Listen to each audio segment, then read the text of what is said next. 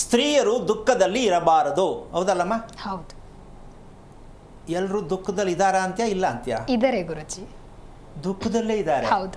ಮತ್ತು ನಾವು ಪ್ರವಚನ ಮಾಡುವಾಗ ಹೇಳ್ತೀವಿ, ಹೆಣ್ಣು ಅಂದರೆ ಸ್ತ್ರೀ ಅಂದರೆ ಯಾವಾಗಲೂ ನೋಯಬಾರ್ದು, ದುಃಖ ಪಡಬಾರ್ದು, ಖುಷಿಯಾಗಿರಬೇಕು, ಆರೋಗ್ಯವಾಗಿರಬೇಕು. ಪ್ರವಚನದಲ್ಲಿ ಹೇಳೋದಿದು ಅಲ್ಲಮ್ಮ?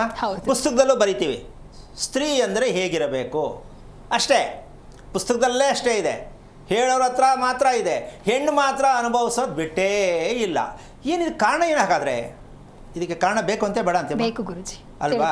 ಎಲ್ರಿಗೂ ಬೇಕು, ಯಾರು ಹೇಳ್ತಾ ಇಲ್ವಲ್ಲ ನಿಮ್ಮ ಥರ ಅಂತ ಕೊನೆಗೆ ತಂದು ನನ್ನ ಕಡೆ ತಿರುಗಿಸ್ತಾರೆ. ಹೌದು. ಇದು ಒಂಥರ ನಮಗೂ ಒಂದು ಏನಪ್ಪ ಅಂದರೆ ಎಲ್ಲರೂ ಕೂಡ ನಮ್ಮನ್ನು ಹುರಿದುಂಬಿಸಿ ಮೇಲೆ ಕೂರಿಸ್ತಾ ಇದ್ದಾರೆ ಅಂತಕ್ಕಂಥ ಒಂದು ಲೆಕ್ಕಾಚಾರ. ಒಂದು ಸಂತೋಷ ಕೂಡ ಆಗತ್ತೆ, ಒಂದು ಕಡೆ ಬೇಜಾರು ಕೂಡ ಆಗತ್ತೆ. ಯಾಕೆ ಅಂದರೆ ಎಲ್ಲೂ ಸಿಗ್ತಾ ಇಲ್ಲ ಅಂತ ಹೇಳ್ತಾರೆ, ಇಲ್ಲಿ ಸಿಕ್ತು ಅಂತ ಖುಷಿ ಪಡ್ತಾರಲ್ಲ, ಅದು ನಮಗೊಂದು ಖುಷಿ. ಹೌದು. ಹಾಗಿರಬೇಕಾದ್ರೆ ಹೆಣ್ಣು ದುಃಖದಲ್ಲಿ ಇರಬಾರ್ದು. ಯಾಕೆ ದುಃಖದಲ್ಲಿ ಇದೀವಿ ಮತ್ತು? ಹಾಗಾದರೆ ಇದರಲ್ಲಿ ಒಂದು ದೊಡ್ಡ ಪ್ರಶ್ನೆ ಉದ್ಭವ ಆಗತ್ತೆ. ಮನೆಯಲ್ಲಿ ಪೂಜೆ ಮಾಡೋದು ಒಳ್ಳೆಯದಾ, ದೇವಸ್ಥಾನಕ್ಕೆ ಹೋದರೆ ಒಳ್ಳೆಯದಾ? ಈ ಪ್ರಶ್ನೆ ಬರುತ್ತೆ. ಮನೆಯಲ್ಲಿ ಮಾಡ್ತಾನೇ ಇದ್ದೀನಿ, ಏನು ಕಾಣಿಸ್ತಾ ಇಲ್ಲ. ಇನ್ನು ಕೆಲವರು ದೇವಸ್ಥಾನಕ್ಕೆ ಪ್ರತಿ ಶುಕ್ರವಾರ ದೇವಸ್ಥಾನಕ್ಕೆ ಹೋಗ್ತೀನಿ, ಅಲ್ಲೂ ಸಿಕ್ಕಿಲ್ಲ ಇಲ್ಲೂ ಸಿಕ್ಕಿಲ್ಲ. ಹೌದಲ್ಲ? ಮನೆಯಲ್ಲಿ ಮಾಡೋದಾ ಗೊತ್ತಿಲ್ಲ, ದೇವಸ್ಥಾನಕ್ಕೆ ಹೋಗೋದಾ ಗೊತ್ತಿಲ್ಲ. ಇದಕ್ಕೆಲ್ಲ ಮೀರಿ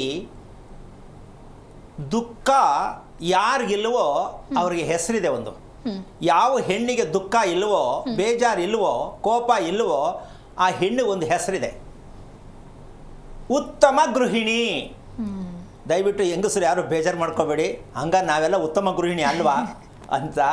ಪರಿಸ್ಥಿತಿ ಹಂಗೆ ಆಗೋಗಿದೆ, ನೀವು ಹತ್ರಕ್ಕೆ ಹೋಗಿಲ್ಲ, ಅದಕ್ಕೆ ಉತ್ತಮ ಆಗಿಲ್ಲ. ಆದರೆ ಉತ್ತಮ ಗೃಹಿಣಿ ಕೆಲರಿಗೂ ಇಷ್ಟ. ಈ ಯೋಚನೆ ಮಾಡೋದನ್ನು ಬಿಟ್ಟು ಉತ್ತಮ ಗೃಹಿಣಿ ಆಗಬೇಕಂತ ನಮಗೂ ಇಷ್ಟ ಸ್ವಾಮಿ, ಆಗ್ತಾ ಇಲ್ವೇ? ಪರದಾಟ.